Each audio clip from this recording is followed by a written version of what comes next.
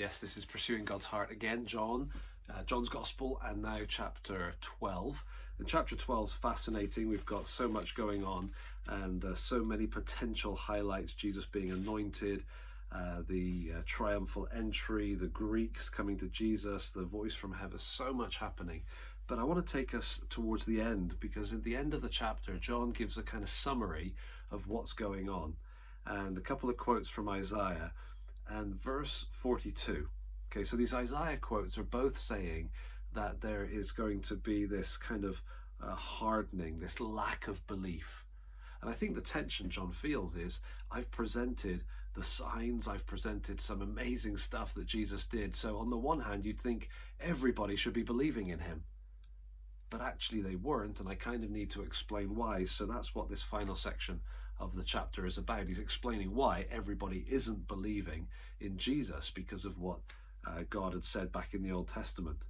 But verse 42, he kind of does a little turnaround, not to change what he's been saying, but to say, well, actually, nevertheless, many even of the authorities believed in him. Jesus was creating a stir. He was getting a response despite the hardening, the blindness, and all of that stuff that the Old Testament spoke of. He was getting a response, but for fear of the Pharisees, they did not confess it, so that they would not be put out of the synagogue, for they loved the glory that comes from man more than the glory that comes from God. And that's kind of coming full circle back to the language of chapter 5. So he's saying, look, even the people in authority, some of them were drawn to Jesus, but they didn't move to Jesus. They pulled away from him.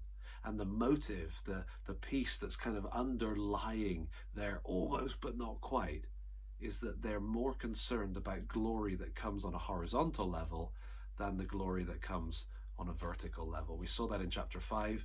Here it is again at the end of the section in chapter 12. And it's quite challenging, isn't it? How much are we more concerned about what we receive horizontally from others than what God wants to give us vertically? I wonder if maybe even in our churches, maybe even watching this, there are some people who they're drawn to Jesus, they're attracted to Jesus, they kind of like Jesus, but there's something that's just holding them back.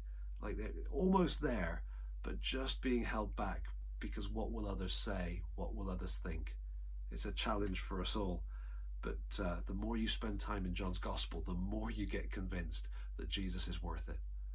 So please keep reading and enjoy John. It's a wonderful, wonderful book.